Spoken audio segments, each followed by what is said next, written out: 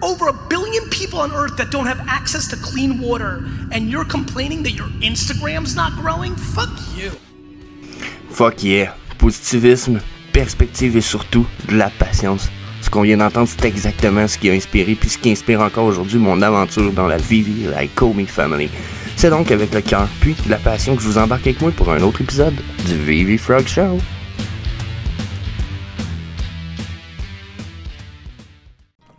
Hey, salut la gang, j'espère que vous allez bien. Donc c'est Jess the Harvesting Frog pour notre Vivi Frog Show épisode 106. Fuck yeah, 106. Encore le chiffre augmente. Le Homie Frog Show est rendu à 28 à matin.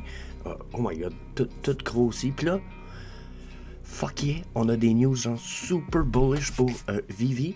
Malgré le fait que je pense que les prix risquent de continuer à dropper pour un paquet d'affaires, on a des fucking good news pour Vivi. On a du Givenchy qui drop, puis c'est huge. Il y a des grosses news qui venaient avec tout ça. On n'a pas le temps de faire le tour de tout ça un matin, mais yeah, les Hoodie Burn continuent. On a du KYC qui vient d'être implanté pour tranquillement presque tout le monde. Le Vivi App qui va continuer à s'améliorer. Il y a même une nouvelle sorte de collectible qui nous avait annoncé qui est supposé s'en venir. Ben, c'est ça, là, c'est supposé s'en venir. Ça va être en corrélation avec le web app. D'après ce que je peux comprendre, ça prenait le web app. Donc là, ok, toutes les affaires vraiment interesting commencent à drop, mais on a tout ça dans une espèce de drop de bear market. Donc on va faire notre 2 minutes du Bitcoin, on va aller voir les burns, on va aller voir, on risque de faire ça très rapide pour ce qui est du, comment je vais vous dire ça, ça risque d'être très rapide, question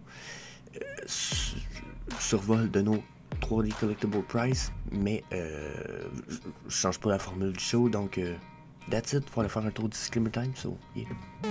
So, not financial advice, je ne fournis aucun conseil personnel, financier ou d'investissement. Le contenu qui est fourni ici ou uniquement à des fins de divertissement. Vous devez toujours faire vos propres recherches, vous devez toujours consulter un expert financier avant d'investir.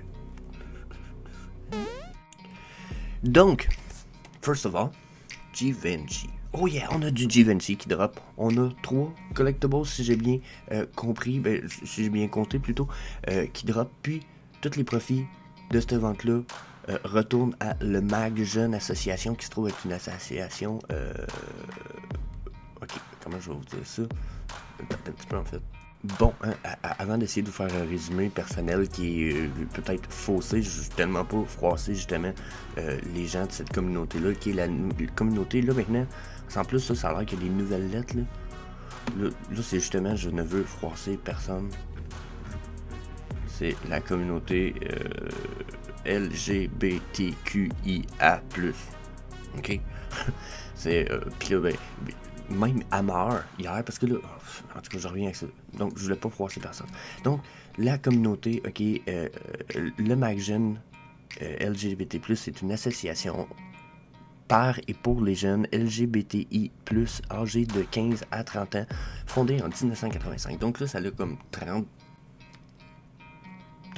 37 ans probablement, 36 ans et demi, 37 ans, peut-être pas loin de 38 ans, l'association centre son action sur le soutien et l'accompagnement en accueillant toutes les personnes qui passent la porte des cellules lors de permanences hebdomadaires dans le but d'aider à rompre l'isolement des jeunes. Regardez, c'est pour lutter contre le sexisme, les interventions au milieu scolaire, collégien, lycéen, ainsi que des formations pour l'ensemble du corps éducatif sont effectuées tout au long de l'année. C'est pour sensibiliser le grand public. C'est en partenariat avec de nombreux partenaires institutionnels, publics, associatifs et privés. Dans le fond, le but, c'est juste de faire accepter plus les droits, puis les envies, puis les désirs des gens pas hétérosexuels, finalement. Je pense que... Puis je trouve ça un peu con qu'on soit rendu... c'est pas con qu'on soit rendu là, c'est cool qu'on soit rendu là, mais je trouve ça con qu'on ait pas déjà traversé ce point-là. Si tu veux aimer un gars, pis t'es un gars, ou tu te sens que t'es pas un gars, pis en tout cas, peu importe, dans le fond. Who cares? Tant que tu blesses personne alentour de toi, moi, man, on est-tu correct? Ouais, cheer, on va être correct, toi pis moi. pour moi, c'est juste une bonne nouvelle parce que bon, hein, ça représente quelque chose de fucking huge, fucking nice. On en a parlé dans l'épisode avec Roby Bang Bang. On passe pas nécessairement 30 minutes là-dessus, mais on en parle, puis on parle d'un paquet de trucs. Puis hier, on a eu le droit à un AMA en 2 parties. Puis dans la première partie, justement, pour revenir à Amar ici, ok? Donc Amar, c'est lui ici qui est comme qui nous drop le LGBTQ NFT. Puis ça se trouve être une espèce de d'avant-gardiste dans le monde de la blockchain, puis des LGBTQ. Il y a des espèces de salles de musées, pas un musée, mais tu sais, c'est des salles d'exposition, c'est des salles d'exposition d'art où il fait exposer les arts de certains artistes, puis c'est un grand supporter des LGBTQ. Je suis comme, bon, cool, pour moi je trouve ça super amazing. Puis il nous a fait un MA quand même cool hier. Je vais regarder si j'ai du temps, je vais essayer de vous faire une traduction de celui-là, puis de vous faire un survol. Mais c'est ça, ça va dépendre de beaucoup de choses. Mais pour moi, c'est une super bullish news. Je me suis abonné à Amar en passant. Il parle français, donc je vous... j'ai déjà écrit, j'ai déjà demandé, en fait, vu que je prépare des interviews. Quand j'ai entendu hier qu'il parlait français, je me suis dit, oh my god, ça va être crazy. Donc, message envoyé déjà à notre ami ici. Donc, pour le Givenchy, on a quand même 3, si je me souviens, collectibles qui sont quand même cool. Puis, c'est pas des blind box. Vous pouvez acheter un ou l'autre des collectibles. Ça aussi, je trouve ça vraiment cool. Une fois de temps en temps, je trouve que ça fait du bien. Puis, je les trouve nice. Pour vrai, genre, ok, moi, les cadres, je les trouve un peu bof. Mais, ça ici, je les trouve fucking nice. Les pièces de 3D, hein, comme ça, là.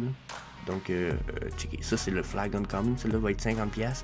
Il n'y a vraiment pas beaucoup d'éditions sur les Givenchy aussi. Donc, chiez pas votre coup. C'est probablement le coup puis le temps d'aller chercher ça à 50$. Même en bear market, je pense qu'ils vont monter. Vu le No Mint édition. Donc, checkez ça. Ça, c'est le modèle numéro 2.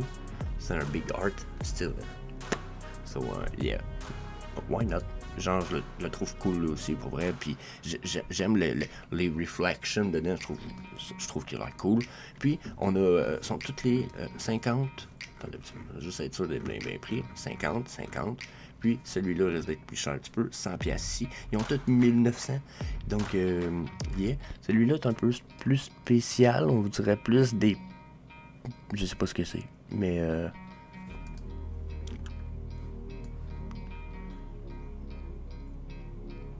En tout cas, c'est pour les qualités.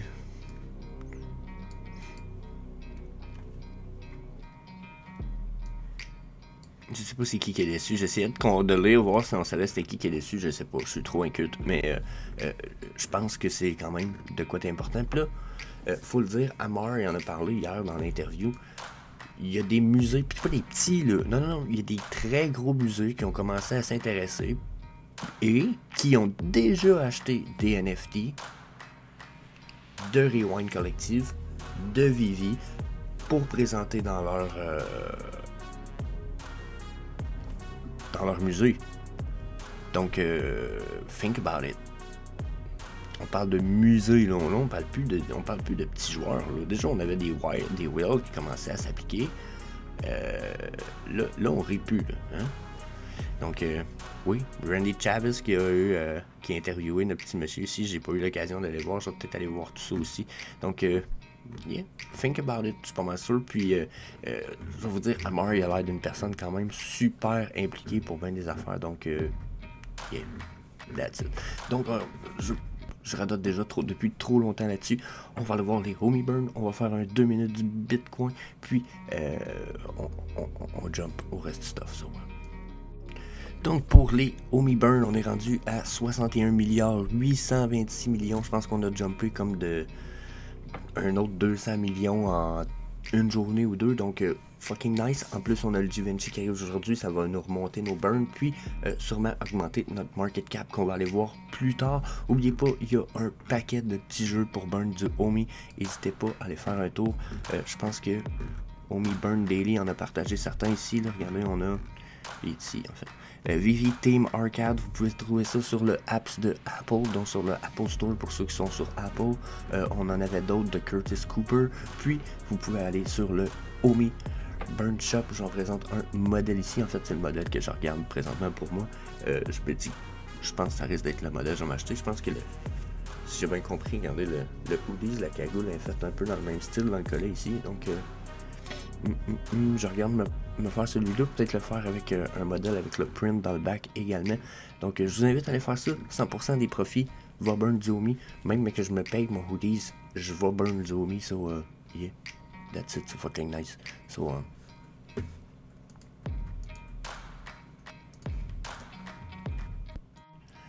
donc les 2 minutes du Bitcoin. Le Bitcoin pour l'instant, là je vais retourner ça sur le daily, là, mais sur le daily, je vais cacher quelque chose ici. Excusez-moi.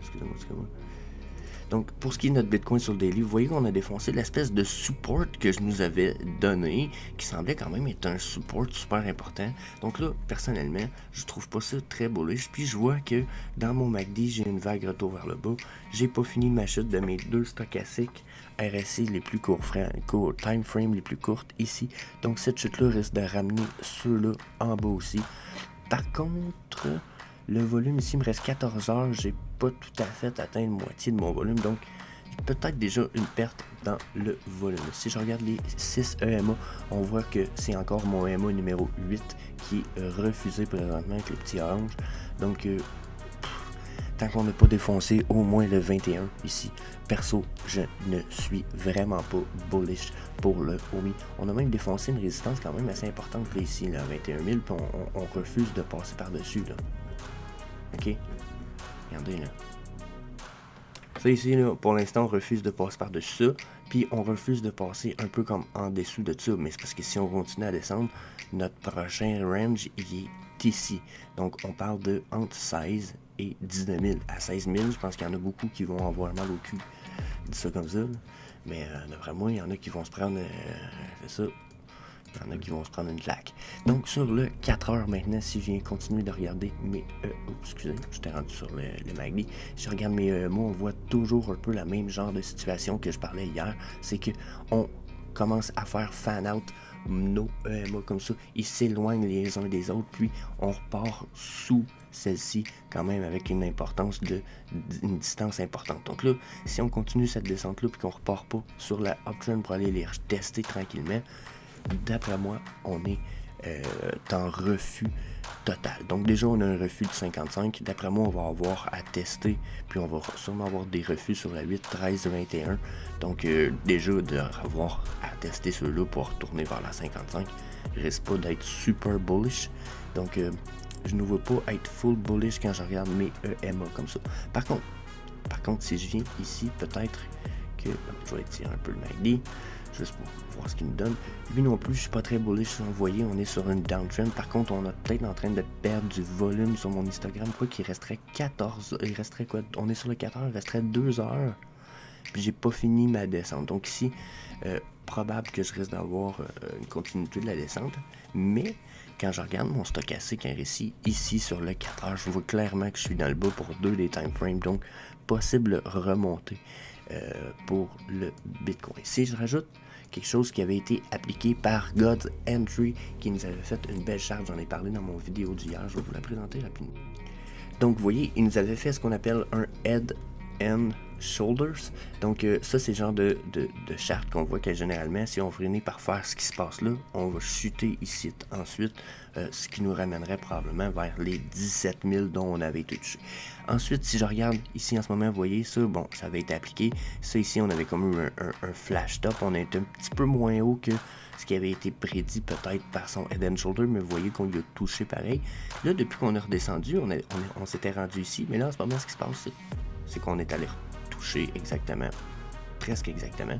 Puis regardez, je vais vous transférer sur ma charte. Boum. Vous voyez, c'est la même trend line. Sauf que là, bon, moi, mon head, lui, son triangle, il l'avait mis dans le vide. Moi, je l'ai mis directement sur le top. Mais regardez, si on a ici, boum. Puis là, comme je vous dis, on a retourné dans le bottom. Si ici, on a ce que mes stochastiques RSI semblent présenter, on remonte uptrend jusqu'ici. On repart downtrend, puis si on repart downtrend, on irait rechercher un bottom vers 17 500. Donc, préparez-vous. D'après moi, c'est pas fini. Donc, on a aussi le KYC qui commence à être droppé pour la plupart des gens. Donc, déjà, je vous invite, si vous l'avez reçu, à aller remplir le KYC le plus rapidement possible. Je vais sûrement vous faire un vidéo traduction de tout ça. Mais, il y a une chose importante qui est à dire. Si vous avez la demande de faire le KYC, dépêchez-vous à le faire parce que vous ne pouvez plus participer au drop quand vous avez l'offre du KYC. Donc, si vous l'avez durant la fin de semaine qui s'en vient, c'est l'occasion de trouver le plus, de remplir ça le plus rapidement possible, puisqu'en fin de semaine, en plus, il n'y a aucun drop. Donc, ça donne le temps, justement, de installer vos papiers, puis de bien prendre tout en note. Il y a quand même une couple de choses qui sont importantes à propos du KYC. Là. Il y a des choses qui ne seront pas acceptées, comme les screenshots de vos téléphones, vos téléphones cellulaires, vos billes de téléphone cellulaire, les billes médicales, les réceptions pour ça, puis les trucs sur les preuves d'assurance. Donc, tout ça ici va être accepté, mais pas ça. Donc, beaucoup de choses à prendre en compte, mais je pense que c'est fucking nice. KYC, MTL, tout ça drop en même temps. On n'a pas genre Gem to Homey encore, mais on a Gem to USDT qui, lui, se to Homey assez comme en claquant des doigts. Donc, pour moi, il n'y a aucune différence. S'il y a quelqu'un qui chiale là-dessus, il est plaignard. La seule côté peut-être un peu plate, c'est que là, maintenant, à cause du KYC, Vivi devient 18 ans et plus minimum.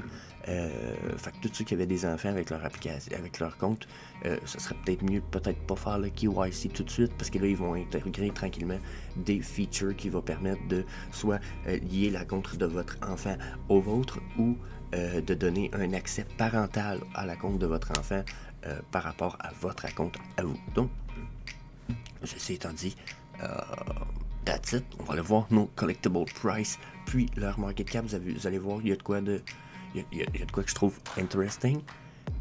Ça me donne un peu raison, mais aussi il faut que j'aille vous reparle d'un commentaire d'un des fans sur justement le market cap de nos collectibles. So, yes.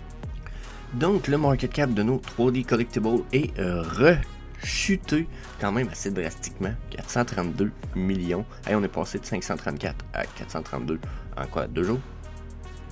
2 jours? Peut-être 3. Donc, je vous dis, c'est une belle drop. Puis, je vous dis pas que je vous l'avais dit, mais je vous ai dit, il y a plusieurs choses qui peuvent se passer présentement. Puis, justement, à cause de ce que j'avais dessiné ici. Donc, vous voyez ici, on a un bottom, quand même clair. Donc, selon moi, il est possible qu'on y retourne en plus, ok? Hey, non, accrochez-vous, attachez votre truc avec la broche, là. Pas fini d'après moi. OK? Puis on a celle-là ici qui était très fiable, en blanc. OK? Mais là, lui, il a été défoncé. OK? Dans une charte crypto, qu'est-ce qui arrive quand on a une défonce comme ça? C'est que soit on consolide par-dessus cette zone-là, ou soit c'est un refus, puis on retourne dans le canal précédent, puis on va aller rechercher un bottom parce qu'on va aller chercher souvent une consolidation. Donc, soit c'est ça qui arrive, soit au contraire, on est sur plutôt la nouvelle ligne rouge qui se trouve avec notre nouveau top moyen. Okay? Quand je l'ai mis, je vous avoue qu'on n'avait pas monté si haut. Donc là, peut-être que la ligne verte se trouve être peut-être un peu plus notre nouveau top, mais personnellement, là, j'ai l'impression qu'on a des zones ici qui sont à surveiller, mais qui est quand même possible qu'on crash jusqu'ici. N'oubliez pas aussi qu'on a comme une fin de semaine downtrend, puis tranquillement, je pense qu'il y a certaines personnes qui vont vouloir vendre certaines pièces de leur collection, malgré le fait qu'on est en bear market. Pourquoi? Mais parce que si j'ai acheté 10 partner statues, puis que là, je vais vous donner l'exemple personnel, c'est le mariage de ma soeur, ce mois-ci. Puis là, j'ai acheté 10 partner statues, moi je les ai payés 1000$ chaque. En ce moment, je pense qu'ils se vendent quand même 6000$.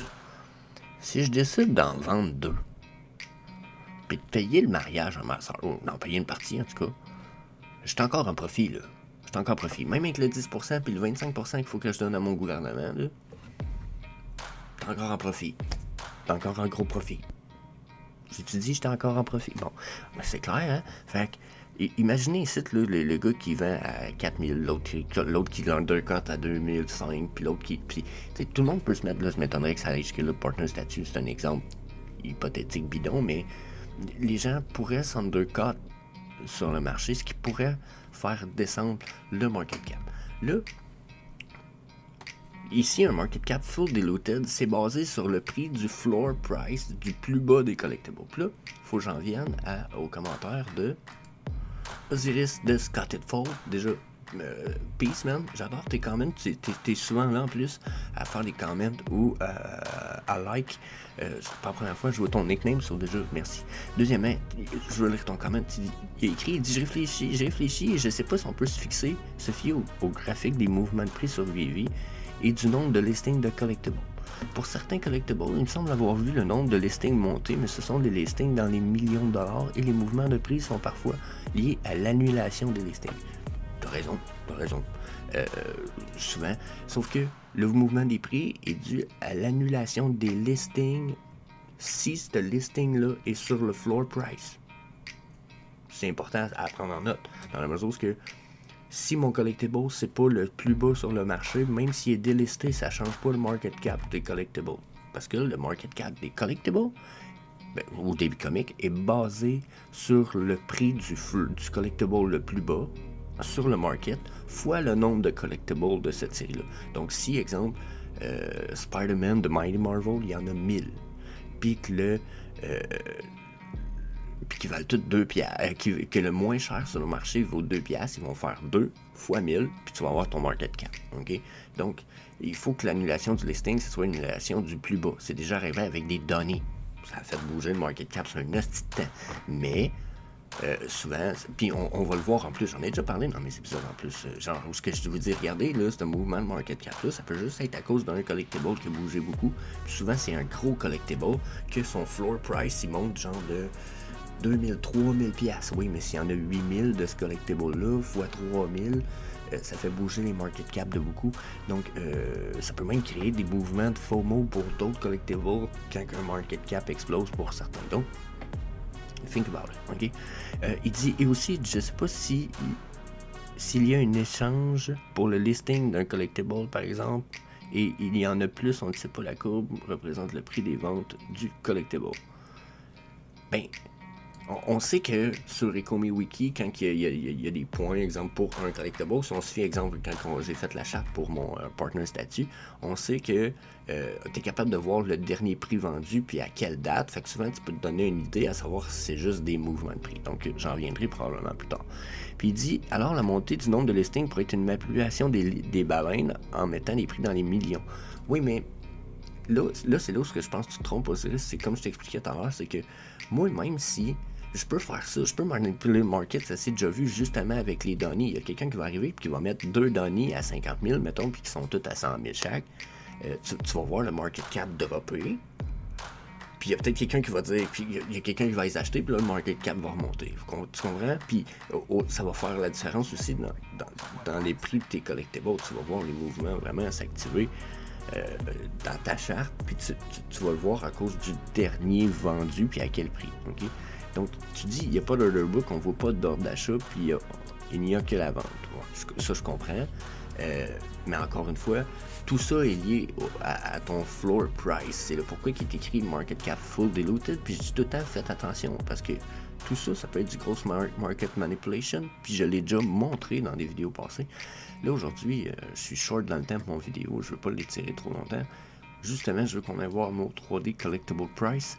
Mais si tu veux mon avis, Osiris, il n'y a aucun problème en ce moment à ce qu'on regarde ça comme ça, parce que il y a juste le floor price qui va affecter ce market cap là, puis on est capable de voir si c'est légitime comme mouvement de prix ou pas, juste en allant sur le market du VV app, que je pourrais apps.vv.store. Donc déjà là, le flagship était là, je suis désolé, mais on pourrait carrément venir ici, cliquer sur n'importe quel collectible, puis regarde, c'est le floor price qui va affecter le market cap. J'aurais beau mettre 43 000 pieces à 13,45, ça ne changera pas mon market cap. Puis on est capable de le voir aussi, justement, si quelqu'un arrive, là, puis il vient mettre 10 Crown Favorite à 8 piastres, ben là, on va voir qu'il y a un market manipulation, généralement. Tu comprends? Donc, les autres vont pas délister parce que tout d'un coup, il y en a un à 8 piastres, là, tu sais. Puis là, au contraire, le monde va s'undercut. Puis là, c'est là où le MTL pourrait être problématique pour notre market cap, mais ça reste à voir. Ça, j'ai pas un avis précis là-dessus. Mais, ceci étant dit, à ce temps, on jump à nos 3D Collectible Price. Donc, My NFT Tracker est open aujourd'hui, j'en profite pour le réutiliser. Donc, pour ce qui est du Movement Price, 95%, 40%, 30% en haut de page 1. Puis, quand on descend en bas de page 1, on est à 10,71% de montée de prix. Ça veut dire que ce qu'on vient de voir sur notre market cap, c'est très bien représenté par ce que je vois présentement. Ça veut dire 11% en bas de page 1, là, c'est un mouvement très bas et très stable de montée de prix. Ce que ça me dit, c'est qu'on n'est vraiment pas dans une rise de price. Quand je switch de bord, j'ai peut-être pas des aussi hauts pourcentages dans le top. Regardez, c'est jamais le cas d'habitude. Sauf que 29% en bas de page 1. Si je vais en bas de page 2, 23%. Donc, la plupart des collectibles sont en train de tomber en prix. Puis je vous dirais même que ça se peut que ça rechute encore. Ça peut être même le signe. Ça m'est arrivé une couple de fois dans le passé de voir les mouvements bouger plus rapidement en pourcentage dans mes bas de page de My NFT Tracker que sur le market cap ici. Pas parce qu'un est meilleur que l'autre, c'est juste parce que quand je vois des grosses drops là-dessus, généralement je vais finir par revoir une drop encore plus là-dessus dans les heures qui suivent tout ça. Donc pour moi, on est peut-être dans une super belle chute. Donc, il y a probablement des belles opportunités qui vont se présenter. Là, ça ici, là, oh my god, je sais pas s'il y en a qui ont été assez vite, j'aurais dû vous en parler, mais il y a un moment donné, ces pièces-là, ils se vendaient genre un prix de pacotille parce que les gens ne savaient pas que c'était des pièces d'Italie puis qu'il y en a beaucoup moins. Donc ça, surveillez tout ça, regardez le nombre de mint number, regardez le prix. Je comprends que ça a valu pas mal plus déjà, puis que les prix continuent à descendre, puis que ça peut descendre de pas mal.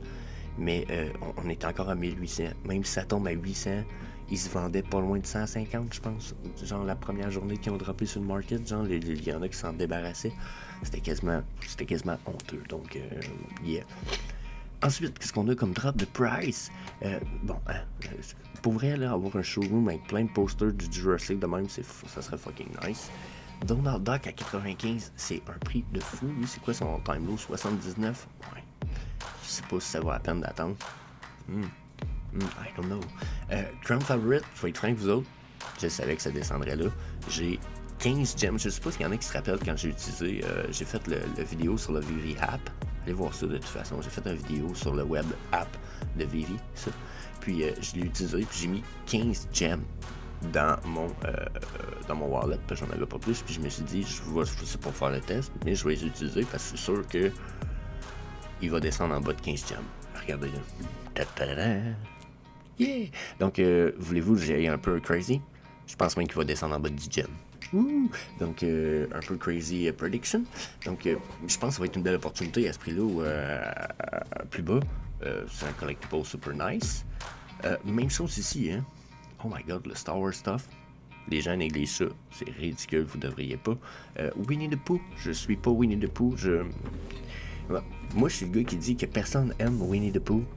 Genre que c'est quasiment pas une intellectual propriety qui est de valeur, mais de l'autre bord, dans la chambre, l'autre bord, ma femme, elle, c'en est une qui trippe encore Winnie the Pooh. Il montre des trucs de Winnie the Pooh, puis elle est comme oh!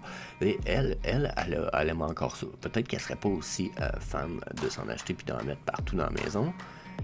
Mais elle a acheté des pops de Pokémon parce qu'elle est aussi fan de Pokémon, mais vous comprenez que, genre, le pourcentage de personnes qui trippent Winnie the Pooh assez pour en afficher dans leur salon est pas grand. Tandis que ma blonde, elle a affiché du Pokémon, par exemple. Donc, puis j'ai déjà fait une comparaison Winnie the Pooh avec Timon et Pumba. Je suis pas mal sûr qu'elle mettrait peut-être un Timon et Pumba plus qu'un Winnie the Pooh. Winnie the Pooh, je pense que c'est vraiment parce que c'est une maman, puis qu'elle a eu mis ça longtemps, puis des années dans la chambre à sa fille, puis qu'elle en a eu quand elle était jeune, donc yeah. Ensuite, Deadpool, je l'ai dit, c'est ici. Il va descendre encore, moi je suis pas mal sûr. Deadpool Deck of the Hall, lui, là, je vous le dis, allez vous en chercher un, c'est un first appearance, un low min de ça, va valoir cher plus tard. Experiment 626, cool, lui aussi est fucking nice. Catwoman Thor Ultimate, il y en a beaucoup qui donnent beaucoup de potentiel à cause qu'il est animated puis que c'est un first appearance. I don't know. I don't know. Je suis pas tort. Je suis pas tort, mais je pense qu'ils ont raison pareil. N'empêche. Fear of Control 46, c'était donné. Hey, ils se vendaient 100$ à un moment donné, puis je voulais acheter ça. Je l'ai pas acheté parce que j'ai acheté d'autres choses, mais j'ai investi dans Illuvium, je pense, un peu avant ou un peu après. Mais l'Abicorn, Fear of Control, wow, super deal. Ben Riley, oh my god, 130, ça aussi, ça risque de remonter plus haut. Regardez les prix de ça, ça a valu 1000$ à un moment donné. Puis ça, c'est rien qui est dans notre petite bull run qu'on a eu. Puis, à mon avis, c'était même pas une bull run justifiée. Donc, imaginez, mais qu'on en ait une justifiée. Ça peut monter très haut. Backstab Labbit, les timbres, droppez pas là-dessus, 55, peu importe le set. Valdo Case, il est supposé avoir de la utility un jour avec ça, ça fait bientôt un an qu'ils nous ont parlé de ça, donc là, ça va sûrement finir par arriver. Aller chercher du Loman de ça à 17$, c'est donné. Blue Animated, c'est aussi les dinosaures, là, malgré le fait qu'ils sont pas bien représentés, parce que bon, ça vient du film, puis qu'à cette heure, on sait que la plupart des dinosaures avaient une espèce de plumage, sont fucking nice. Faut avouer, ils sont nice. Donc, Smoking Labbit, Happy Stash, yeah, c'est sûr que c'est des bons deals. Uncommon, Common, à ce prix-là, c'est donné. Great School Garena, yeah. Ça fait partie du stock que Amar a parlé dans le AMA, que les musées restent de vouloir. Tout ce qui est cadre comme ça, là, de pièces d'artistes, là, qui sont des NFT, là, les musées vont se garrocher là-dessus, je vous le dis. Après moi, on n'a pas fini de voir du stuff nice. Holy Creek Roots, Ashako Tano, wow, 109, ça c'est nice aussi. Donc, pour moi, les opportunités sont là, la gang. Je sais pas laquelle qui est la plus optimale. Oh, ben là, la Elsa 580. Et voilà. Donc, l'opportunité du jour est la Golden Statue de Elsa. Donc, fuck yeah. Même si ça descendrait de moitié de son prix encore, fuck yeah. Melvin à 40. Oh my god. Je le veux. Oh my god, je le veux. Il est fucking nice. Ah, c'est que ça fait chier. Donc, tu sais, quand vous avez du stock puis vous savez pas quoi acheter, vous avez pas beaucoup de gemmes puis que vous savez pas quoi acheter avec puis que vous voulez pas flipper du stock que vous avez, parce que de toute façon, c'est pas un bon temps pour flip. Donc, ça fait le tour de nos 3D Collectible Price. La gang, je vous laisse ça là-dessus, ça fait assez longtemps que je radote. Je suis sûr que le VV Frog Show est fucking trop long ce matin, donc I'm sorry. Puis, faut que j'aille enregistrer le Mi Frog Show, puis je veux enregistrer d'autres affaires matin, so peace.